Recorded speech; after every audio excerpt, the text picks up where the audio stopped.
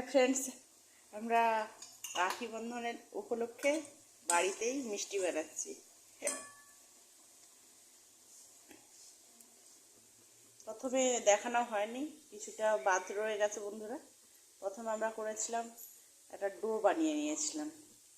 ডোতে ছিল একটু মিক্স পাওয়া যায়, মিষ্টি বানানোর একটা মিক্সার পাওয়া যায়। সেই মিক্সির সাথে আমি গোলাপ জামুন বানানোর আমি সেটার সাথে একটু পাউডার মিশিয়েছি যাতে টেস্ট খোলে আরও বেশি। দিয়ে ওটাকে ভালো করে, যেমন আটা বানায়, একটু টাইট করতে হবে, আটার মতো নরম করতে হবে, শক্ত করে ডোটাকে বানাতে হবে।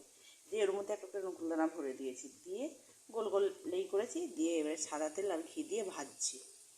ভাজার পর দেখুন এখানে আবার রসে চুবিয়ে ফোটাচ্ছি। তুলোটা এই দেখুন বন্ধুরা, এখানে রেডি হয়ে গেছে কিছুটা গোলাপ জামুন। তো এটি চলছে আমাদের এইভাবেই গোলাপ জামুন। আপনারাও বাড়িতে বানাতে পারেন, বানিয়ে খেয়ে দেখতে পারেন। খুব ভালো, আশা করছি খুব ভালো লাগবে আপনাদের।